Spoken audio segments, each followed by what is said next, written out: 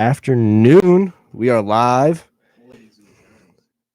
We are live here on WICR, the basement of LaPenta, with sports.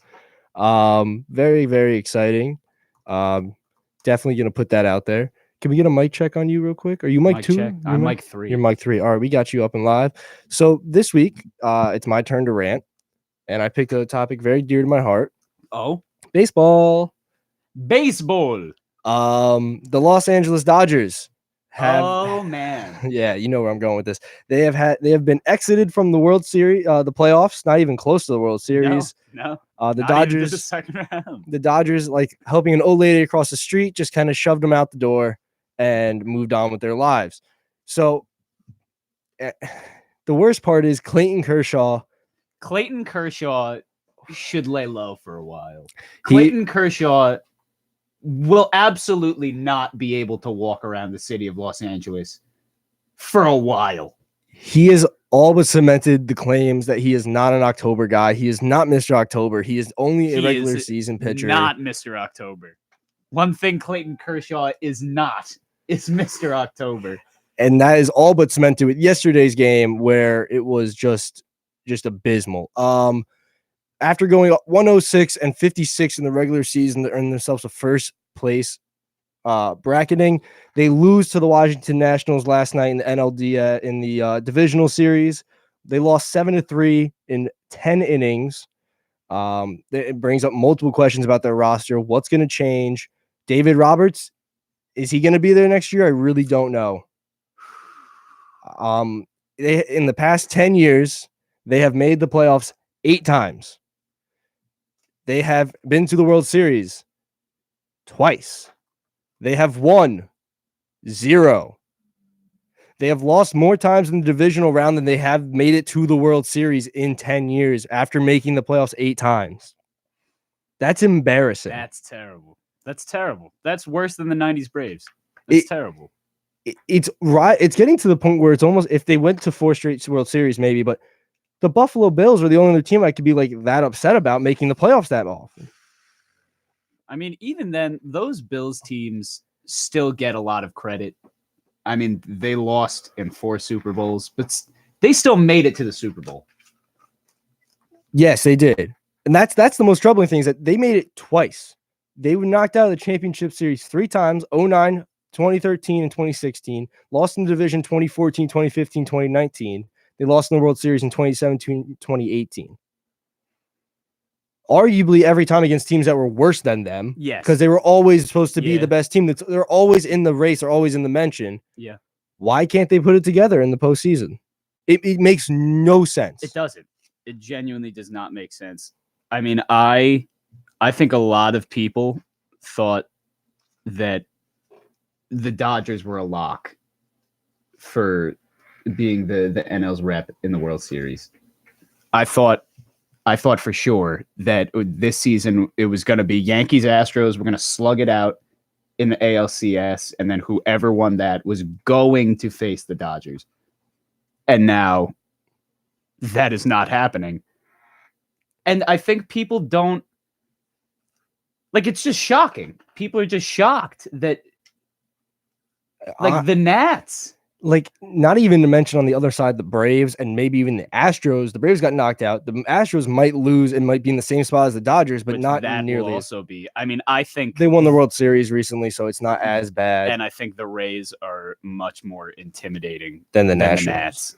Yeah, the Nationals were not scary at all. Love me some Juan Soto, but you know, if the Yankees get the Nationals, if we make the World Series, I'm popping the champagne early. I mean, I don't blame you, but let me just read off a list of players, not to mention their pitching, who arguably had one of the Cy Young top front runners for the Cy Young in Rio, but Max Muncy, Corey Seager, Justin Turner, David Freese, one of the best offseason additions to a team, Cody Bellinger, Jock Peterson, AJ Pollock, Alex Verdugo. That's just their infielders and outfielders, not catching, not pitching. That lineup is scary. Yeah. Like those just set of players is a terrifying team to play against, no matter their pitching or anything like that. So how do you have so much talent you just don't put it together? There's no one else you can blame here besides the manager. I don't think there's anybody else you can blame. Well, especially Kershaw gives up the first home run, which was an absolute. Both home runs neither were questions. Like they were out. They were gone. They were by a mile. Slaps. The first home there was arguments about whether he should have been on the mound to begin the inning. Gives up that home run. You got to get him out. Next, then you go to Juan Soto. It's literally one pitch. And do you want to illustrate for us what happened there? I mean, yeah. And then see ya. At the end of our show, you might hear the ball drop. That's how far he hit it. Okay. That's a Mets move. That's a Mets move. That's a Mets move. That's a Mets move. That's a Mets move. A guy with horrible playoff history who has shown time and time again he can't do it. And you leave him out there after he gives up a big home run and gives up it is just such. He's done. I think he's checked out. Maybe he's tired from all the postseason. Clearly didn't. Yesterday, you could see it on his face the entire game that something was up. Something was up. I think he felt the pressure. He knew that if it was winner, but for him especially, because I don't think any of these players are going anywhere. Most of these guys probably aren't going anywhere. I would say that. I would agree with that. The one thing that's going to change is him, and he knows it. Yeah. Now, whether they actually go through with it or not, interesting to see. But that's what separates the good teams from the great teams is that you aren't just happy with getting to the playoffs. You got to win. Change it up. You got to go. Win. And then and I hate to bring this back to the Yankees like I always do, but when looking at the most successful franchise in baseball history, what differentiates the Yankees is that standard of success is always at the top. It's always at the top.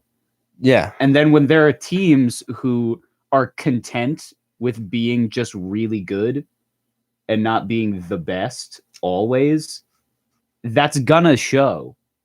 That's gonna bleed into your culture and your performance. And I think the Dodgers were just very laid back. Like, I don't think they really wanted it.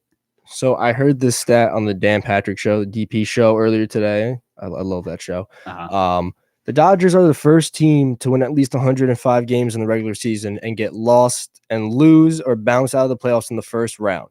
There's no excuse. Since the divisional series was introduced. Because we don't really count wild card as the first round because not every team plays. They also hold the record for most regular season wins to be knocked out in the division series. This was the best team to get bounced from the first round. If you had a suicide pool, you lost. Sorry. Between the Braves. If you had a suicide pool, you lost. Between the Braves and the Dodgers, I think you were getting one of those wrong. I don't think anybody called either of them. Yeah. I didn't think the Cardinals. I didn't think Jack Flaherty was going to pitch the way he has. No. But I mean, the Dodgers. It's just disappointment after disappointment. Now, question to you: What is worse? A team like the Dodgers getting to the playoffs 8 out of 10 years and never winning the World Series and always having that heartbreak, or a team like, let's say, the San Francisco Giants, who are right across the bay, have up and down years. Either they're really close to making the playoffs, or they're around it, but sometimes they don't make it. Is it better to just kind of be able to say, all right, this year's not our year, or is it every year you get your hopes up and every year you get your heart broken? It's I think it's a hard question to answer. People should write theses about this specific, about just this phenomenon in sports psychology. Being a team that is constantly being looked at as a front runner and always having that expectation and always coming up short, that has, I think, a bigger impact than anything. Because that hangover is always terrible. When you're always just almost there and you never get it year after year, that's the most demoralizing thing. I would rather be a team that kind of goes back and forth and kind of has that hope, as opposed to a team where you feel like you've hit your ceiling, but something's just not working. And speaking of hangover, not just mentally, but physically, I mean, you have a limited amount of time for the offseason. Yeah. You get knocked out early. Like this year, they're going to have almost the most amount of off-season time they've had in the last 10 years. So if you it's the same thing with LeBron. You go to the playoffs every single year, you get less time to recuperate, less time to go back and get back in shape, rest, fix things. So the fact they've made it 8 times is impressive, but they're tired. I think they're wearing themselves out by going every year. That's why you don't see a lot of repeats. It's that hangover mentally and physically. You don't have the offseason's what? It's a long season. It's exhausting. Players report in like, I don't know, was it 80 days? Something. Yeah, It's not that far. It's not far. Pitchers and catchers is starting soon, if you want to be realistic about it in the grand scheme of the year. Yeah. So you like taking these extra few months to try and win a World Series and then not doing it, you're limiting your own offseason. Yeah, the clock is ticking. And we don't know how much longer the Dodgers have left. But right now, if I'm their front office, I am panicking. Yeah. I'm just panicking. I think Dave Roberts is gone. I think Dave Roberts is gone, and I think you're either going to see some crazy packages for either some bullpen help or one more starter. Who knows? They honestly, yeah, I think they might be one of the teams to target Zach Wheeler aggressively to get rid of Kershaw. I think they're done with him. Where do you think Kershaw goes? I don't know. I really don't know. I think he would have to go to a young staff, maybe the Reds, who have kind of a frantic, like just need someone to kind of hold them steady. Yeah. I think that might work for him, but I see Dodgers going after somebody like Wheeler in the free agent market or through a trade. They need to do something because right now they have all these bats and it's not relating to wins. So either they need pitching on the starting end or the back end. Mm-hmm. And it's probably the back end based off this year. It was horrible. Yep. Yeah. So next year, I think you're gonna see some changes from the Dodgers. Whether that they work next year, or maybe they need 3 years off of the playoffs and not being very good to kind of reset everything. I mean, that might be the way to go. I mean, you look at like the Astros are just so good. They really are, right? And I mean, if the Rays are not a team to be sneezed at, I think they're pretty scary. They're not the Astros, but they're scary. No, they're sneaky. And then sneaky.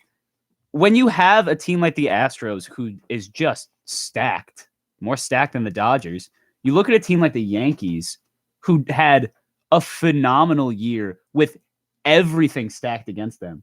And then you're the Dodgers getting bounced like this. Like how you can't go into next season confident that you're going to be able to reach the heights that you wanted to reach. There needs to be serious thinking done in LA. Yeah, I completely agree. And I'm just going to leave you with one last thought. I'm just going to read again the list of players they have. Just one last time. Think about how good. Drill it into your head. Think about which one of these players would you want to pitch to? Because I can't decide. Max Muncy, Corey Seager, Justin Turner, David Freese, Cody Bellinger, Jock Peterson, AJ Pollock, and Alex Verdugo. You have to win at some point. Gotta win. That's the moral of the story. Have to win. You play to win the game.